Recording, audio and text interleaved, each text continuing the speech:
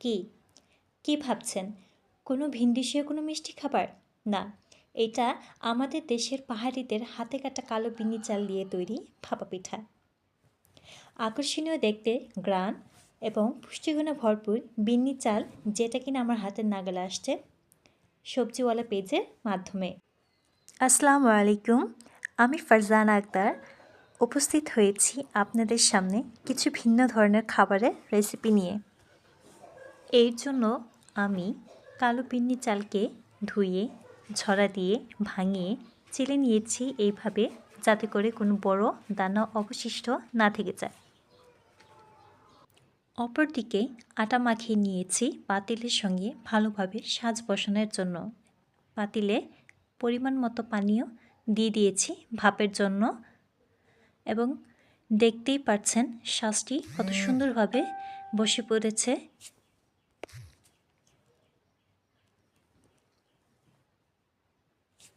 পরবর্তীতে আরও আটা দিয়ে আমি ভালোভাবে সিল করে দিচ্ছি, যাতে করে বাষ্প না বের হয়।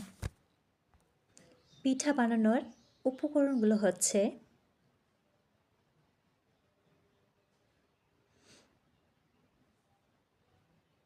এখন আমি পরিমাণ মতো চালের গুঁড়ি নিয়ে নিচ্ছি। দেখতেই পাচ্ছেন অসাধারণ সুন্দর রং, হালকা বেগুনি রঙের। লবণ দিয়ে দিচ্ছি পরিমাণ মতো।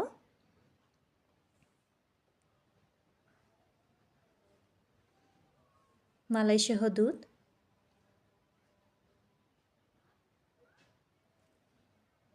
মাখানোর পর রংটা আরও চেঞ্জ হয়ে যাবে।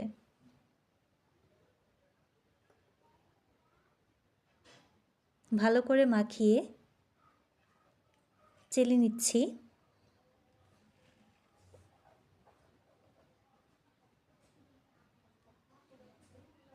ঠিক এইভাবে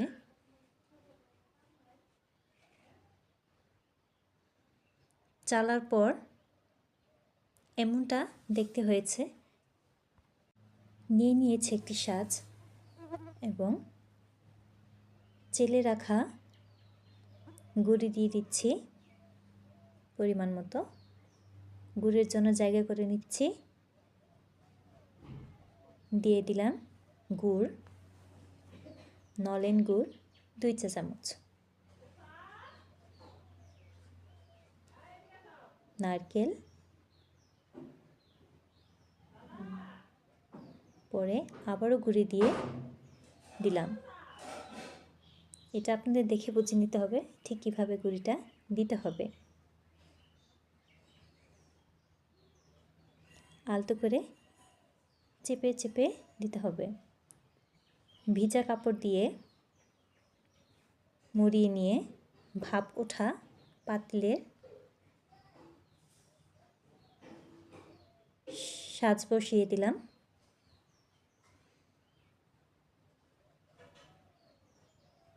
পরপর 3টি সাজ।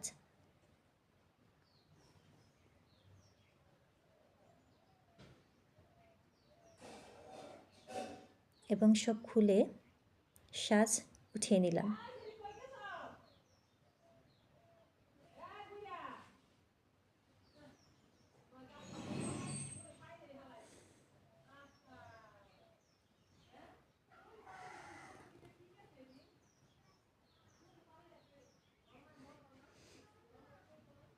দেখতেই পাচ্ছেন কত সুন্দরভাবে বসেছে, এবং কাপড় দিয়ে ঢেকে ঢাকনা দিয়ে ঢেকে দিলাম।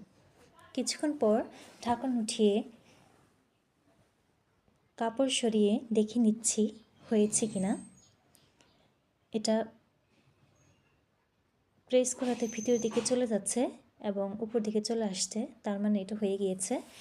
এখন আমি খুন্তির সাহায্যে উঠিয়ে নিব, কারণ প্রচুর ভাপ ছিল, হাত দেওয়া যাচ্ছিল না।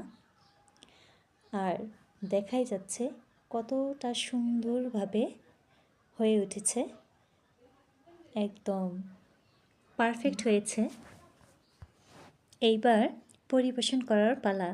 ভাপিয়ে নেওয়ার পর রঙটা যেন আরও সুন্দর হয়ে উঠেছে, অনেকটা ডার্ক চকলেটের মতো, কিন্তু এটা ডার্ক চকলেট না, কালো বিন্নি চালের ভাপা পিঠা। আপনারা সবাই বাড়িতে ট্রাই করে দেখবেন, অসাধারণ খেতে হয়েছে এই পিঠাটি।